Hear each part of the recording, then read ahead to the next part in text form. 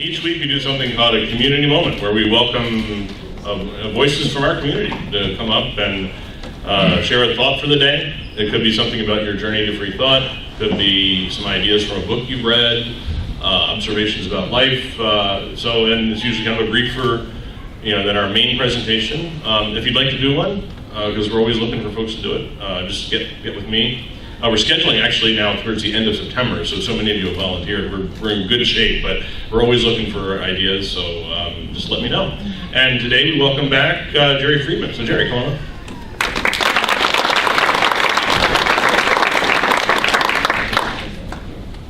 Hi everyone. My community moment really relates to how theists, Christians particularly, but theists generally, like to control language to control the debate. I won't be discussing any grand revelations. I'm not going to be proving or disproving God. I'm just going to talk about some of my own musings. They aren't that serious, but maybe there's a kernel of seriousness in them. And then after I give my main community moment, I'm going to depart onto a speech I gave at Toastmasters that shares the same ideas. Controlling language is controlling ideas, of course. This is all about propaganda, right? Another way you can phrase this is if you can control the words and what they mean, you can control the debate. So, for example, I once heard in Chinese, I don't know if this is true, but I heard in Chinese there's no word for rights. And so how do the Chinese people discuss human rights if there is no word for rights? So I'm not sure if that's true, that's what I've heard. But something maybe more germane to this group, once I read in a dictionary, and I wish I kept the dictionary, I read in a dictionary once, the first definition of an atheist was a bad person. And so imagine how you're going to have a conversation with theists if their reference to atheists is not people who don't believe in God, but people who are bad. So along these lines, I've spent many hours talking with theists on chat rooms in person about different religious topics. And I've found that there's a theme in how they try to control language, how they try to monopolize the words we use in order to further their ideas. So for example, one of my fellow law students named Jennifer, she and I walked to the parking lot after class one day, and she wanted to explain to me why she knew Christianity was correct. And as we were debating back and forth, she wasn't making any headway. And so, imagine that. And so she came up with an argument I hadn't heard before. She presented that the word universe means one word, therefore the one word of God. So this might be a smaller example, but this is the kind of ideas that come up. So in response to this, I have a few points like this that I make on my own. So for Aristotle was so cherished by the Catholic theologian Thomas Aquinas that when Thomas Aquinas referred to Aristotle, he just called him the philosopher, nothing more than that.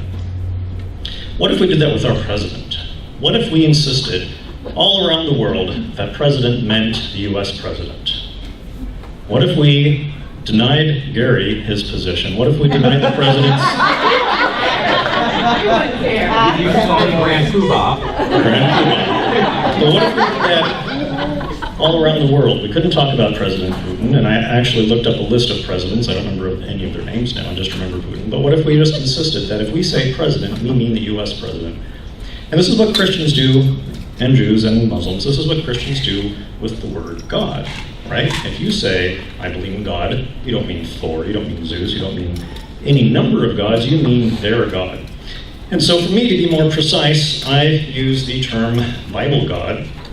And when I use Bible God, I do this for a few reasons. One is that I don't take that arrogant stance that there is only one God.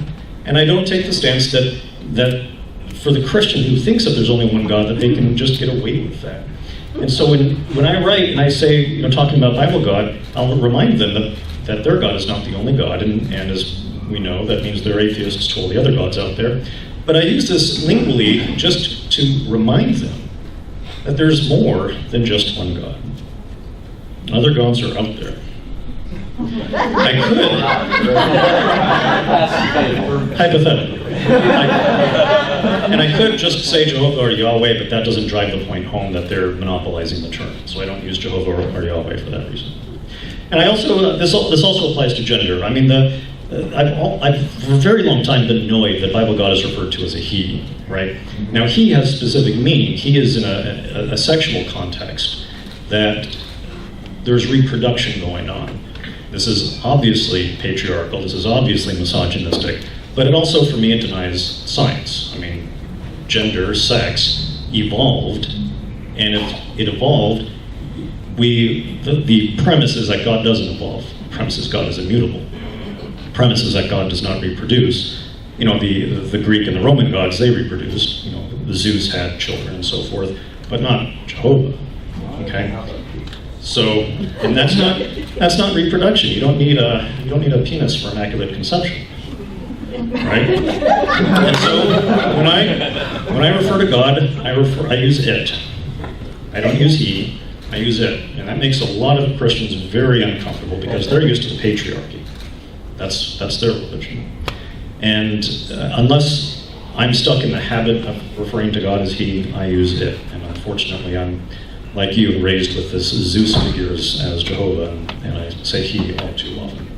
So the last example is Jesus himself, or as I refer to him, is Yeshua.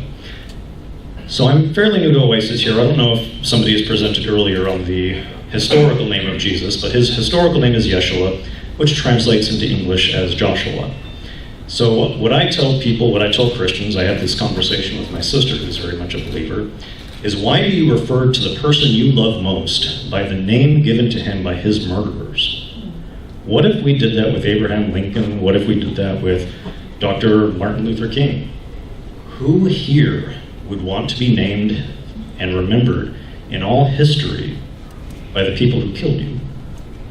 So I think we should use the name given by their parents, or in the case of Voltaire or Madonna, maybe the name they give themselves, but not the name of the murderers. So when I talk about Jesus, actually I talk about Yeshua, and I like to educate the Christians that they're using a Roman name instead of his given name. So I will depart from this to a speech I gave at Toastmasters, which also uses language.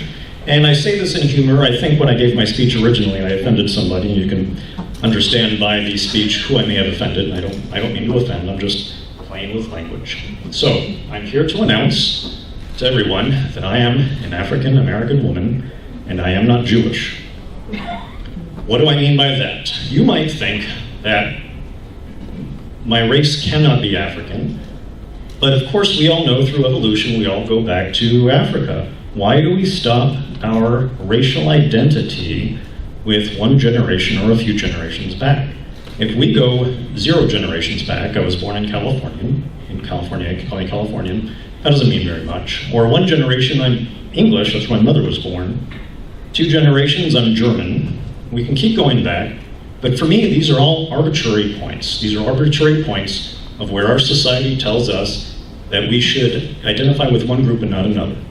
So I go all the way back as far as I can, as far as I know, to the cradle of humanity, which is Africa. I'm African. As far as being American, that's another question of identity, right?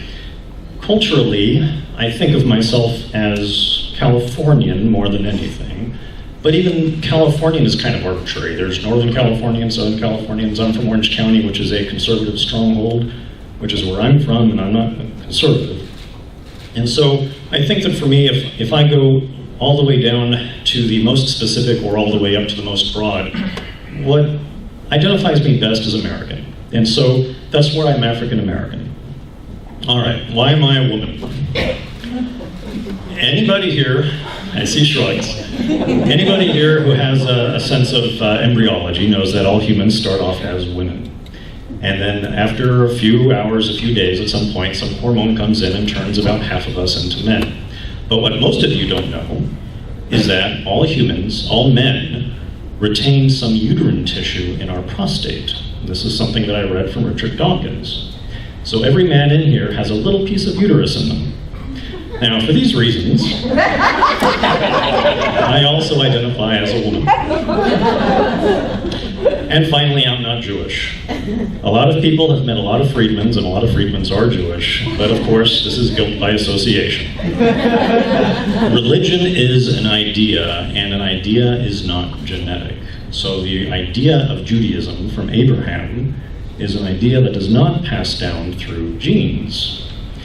So, in fact, this idea of religion passing, or particularly Judaism passing through genes, is an old Roman rule, which of course, why do we abide by Roman rules? This is something that Bill Maher talks about. I hate to correct you. Please do. It's actually Judaic law, which predates Roman law. It's in the Torah. If your mother is Jewish, you are by definition Jewish. I would love to take you as an expert. I heard it came from Rome, from Bill Maher. I don't know his resources. You know what? Well, sign me up. I'll do a Judaism 101. Good, I will do. And you would think, as a descendant of Jews, I would know this, but I don't. Yeah, exactly. So the idea that at the point of Abraham, he had some sort of a genetic mutation that identified him as a new race and all of his descendants as a new race, which of course would belie the fact this is passed down through women, not through men, has always confused me. And frankly, again, just what is religion? But it's an idea. It's not like the children of Republican women are all Republicans, right? There's no more truth behind that. Right now. We'd like to hope. So the point of this latter speech is just, if you find a resume for an African American woman named Friedman, I hope you get the job.